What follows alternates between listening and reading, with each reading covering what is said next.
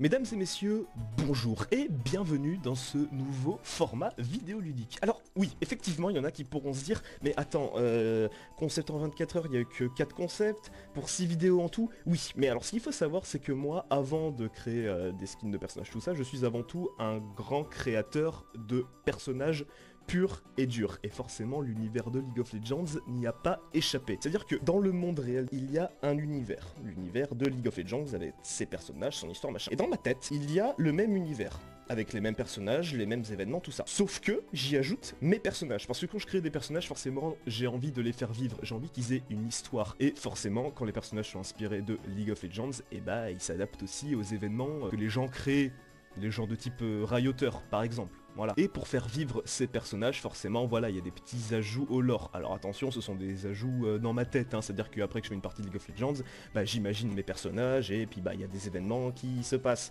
là-dedans, et du coup, bah forcément, on a tous eu ça, j'ai envie de dire, voilà, on imagine tous un personnage, ou notre propre personnage, nous-mêmes, parfois même dans un jeu qui évolue et qui s'adapte aux événements du jeu. Et bah là, c'est pareil. Et là, il y en a qui pourraient me dire, ah, c'est pas original, là tu crées des persos qui sont directement pompés d'un univers, pas fou et tout. Alors certes, je suis assez d'accord avec vous parce que niveau créatif ça fait très plagiat, tout ça à droite à gauche effectivement, mais certes j'ai plein d'autres univers avec des personnages originaux, j'ai une myriade d'OC, je vous raconte même pas, mais voilà, c'est des histoires qui sont longues à raconter parce que parfois je passe 3 heures à tourner en boucle dans ma chambre à réfléchir juste au déroulement d'une histoire, voire de un événement d'histoire, et pour vous c'est pas très intéressant, vous avez pas de contexte, c'est pas très fun.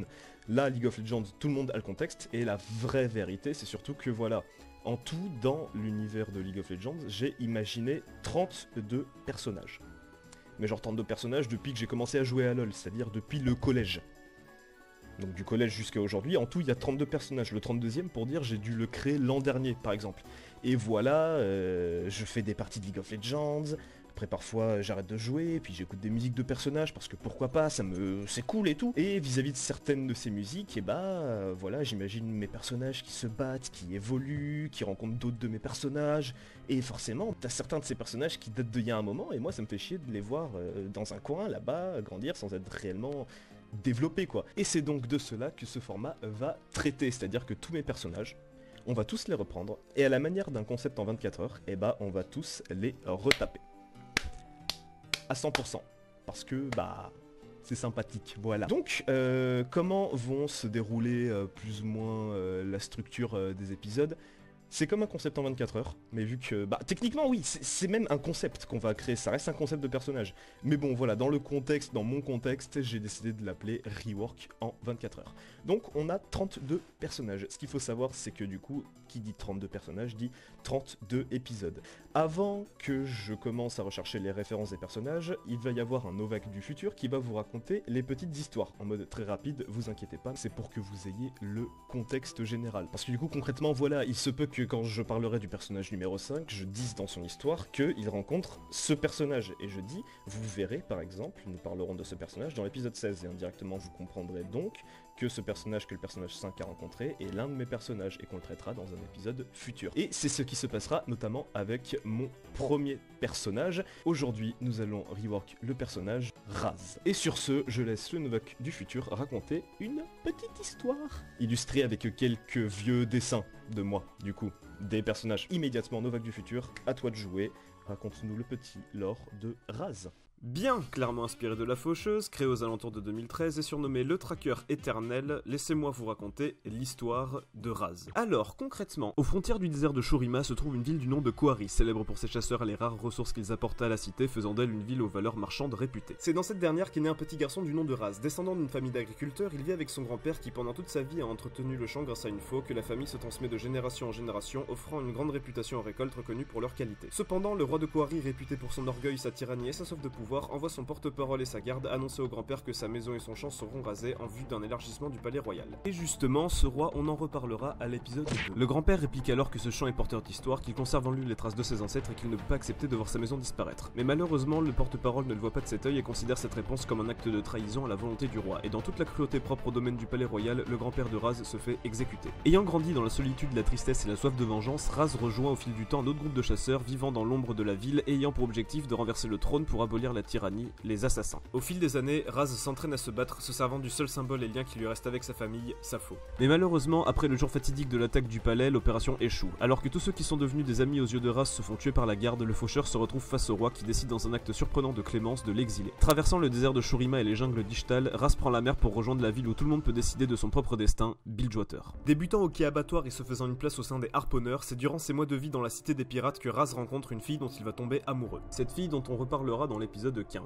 Grâce à leur relation, Raz retrouve l'espoir et le bonheur qu'il avait jadis oublié depuis l'assassinat de son grand-père. Cependant, étant la ville la plus proche des îles obscures, Bilgewater se retrouve ciblé par les attaques de la brume noire lors des nuits de l'horreur. Et c'est malheureusement durant l'une d'elles que Raz voit son âme sœur tomber aux mains des spectres des îles. Revivant ses souffrances passées, Raz se laisse envahir par la brume au sein de laquelle il ressonge à sa vie, son périple, les camarades qu'il a perdus et sa seule famille qu'on lui a arrachée. C'est à cet instant que Raz pense alors à celui qui a fait basculer sa vie. Déclencheur de sa descente en enfer, le faucheur voit une rage incommensurable grandir en lui et empoignant sa symbolique faux qu'il n'a jamais quitté, la brume tourbillonnante s'agite chaotiquement à la soif de vengeance de Raz et finit par l'imprégner. Aujourd'hui, lors des nuits de l'horreur, un petit filet de brume s'étend jusqu'aux frontières du désert de Shurima. Désormais animé par une rage indescriptible, le spectre vengeur ne pense plus qu'à une simple chose, apaiser la colère qui le ronge et abattre le roi qui l'a tant tourmenté. Merci beaucoup, Novak du futur. Désormais, concentrons-nous sur le personnage de Raz. Alors, concrètement, niveau horaire, comment ça se passe? Bon, vu que je commence dès maintenant, je dirais que j'ai jusqu'à demain 10h06. Donc, la petite différence comparée au concept en 24 heures, c'est que là, on va pas juste prendre une gamme de skins et s'en inspirer. Là, on va créer un perso. Et du coup, reprenons toutes des références de League of Legends pour être sûr que voilà, le personnage soit bien intégré à l'univers et qu'il ressemble bien à ce qui existe déjà, entre guillemets. Donc là, la particularité, c'est que c'est bien parce que ça me rappelle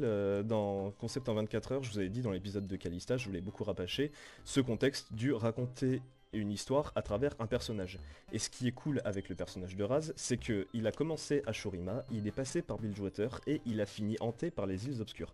Donc concrètement, ce qu'on veut, c'est qu'on ait un personnage qui, étant donné qu'il a terminé sa vie entre grands guillemets à Bilgewater, qu'il ait des habits de pirate, mais qu'il soit concrètement beaucoup ravagé par la brume noire. Donc faut qu'il y ait un clin d'œil, voilà, faut qu'à travers les malédictions de la brume noire en quelque sorte, voilà, on reconnaisse que ce spectre vengeur, littéralement, était un pirate. Mais vu qu'il vient de Shurima, on ne va pas négliger cette région, on va ajouter des petits détails un peu moindres, mais voilà, qui représentent quand même une appartenance à la toute origine. Et donc c'est avec ces petits points de départ qu'on va pouvoir commencer à piocher des concepts, mais dans tous les skins du jeu. Voilà, on va juste rechercher des trucs qui font concrètement pirate, des trucs qui font concrètement le désert, et des trucs qui font concrètement les îles des ténèbres. Là, par exemple, vous aurez bien compris que les bises, ça nous servira pas, hein, on veut pas créer une abeille. Par contre, Bilgewater Burning Tides, c'est déjà beaucoup plus intéressant. Pirate Rise, pourquoi pas? Queen et Fiddlesticks. Atrox, je vais le prendre. Diana, Vladimir, Janna, Rengar, Rise. On va prendre Pike. Bon, Thresh déjà. On va aussi récupérer des champions. Par exemple, Action. Vas-y, en vrai, si, j'ai une petite idée. Gangplank, ouais, Gangplank, je sais qu'il y a de la piraterie en lui, quoi. Je suis vraiment overfocus, j'ai pas envie de louper la moindre ref, ça me bute. J'ai une autre idée. Le truc qui est bien sur l'univers, c'est que ici on a toutes les régions et du coup on peut directement piocher dans les régions qu'on veut. Bilgewater, Shurima, îles obscures. Tout en bas, il y a les champions qui sont liés à la région. Bon, il y en a un, je suis obligé de le prendre. Pike, toi, tu vas beaucoup m'aider. Ouais, non, en vrai, il n'y a que Action qui va bien pouvoir nous aider. En vrai, je pense qu'on va se contenter des petits personnages qu'on a là. Je vois des petites idées qui peuvent être sympas. Ah ouais, c'est vrai qu'il y a des trucs de fou là aussi. Bah oui, c'est vrai que Pike, c'est une de nos refs. Ouais, là, il y a plein de trucs. C'est le paradis ici. Ça, c'est obligatoire, pareil. Je sais pas s'il y a vraiment des trucs qui changent, mais bon, ça se récupère. Ça se récupère aussi. Et ça, pareil. Ah non mais je suis mort, il y a vraiment un truc, c'est genre tous les personnages d'une cinématique de League of Legends concernant Thresh, sauf que il n'y a pas Thresh. Bon, malheureusement Thresh ne nous aura pas servi. Ça fait beaucoup mais bon pourquoi pas en vrai de vrai. Allez hop, ça part en prod. Sympathique, c'est pas mal du tout. Voici donc concrètement à quoi ressemblera notre squelette préféré. Alors évidemment j'ai pris une de mes poses de référence. J'ai pris une ref de squelette et j'ai tout voilà, refait, etc. Donc voici notre Raz et sans plus tarder, je vais commencer à mettre les refs à côté et on va commencer à récupérer ce qui nous semble pas trop mal pour notre petit spectre vengeur. Et sur ce, à tout de suite.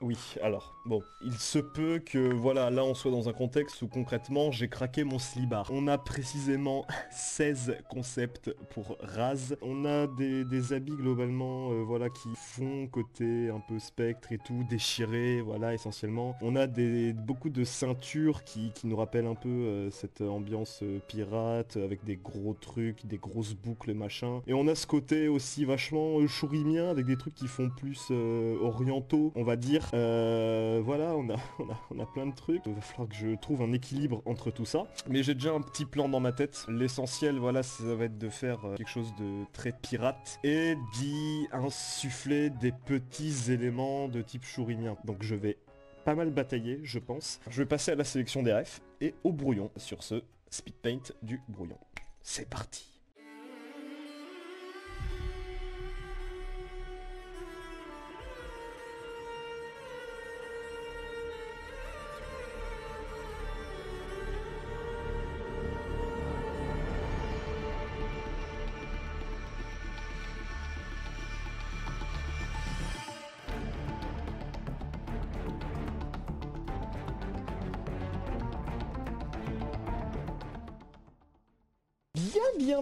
Bien. Monsieur Raz, je suis très content de ce que j'ai réussi à faire. Alors certains l'auront vu, certains auront peut-être été attentifs sur le temps que j'ai mis pendant le speed paint sur la cape derrière lui, et pour cause, j'ai fait deux versions. Une où la cape s'arrête plus au niveau de ici, en bas des côtes, et une version où ça descend plus bas. Niveau accessoire, le côté shurima un peu qu'on a insufflé, je trouve qu'il passe très bien parce qu'il a vraiment une dynamique de chasseur. Très rapidement, Raz, il a une faux. Du coup, on va lui designer sa petite faux vis-à-vis des concepts que nous avons. Donc du coup, le voici, le voilà, et immédiatement on passe au concept de la faux en speed paint, bien sûr, c'est tout de suite.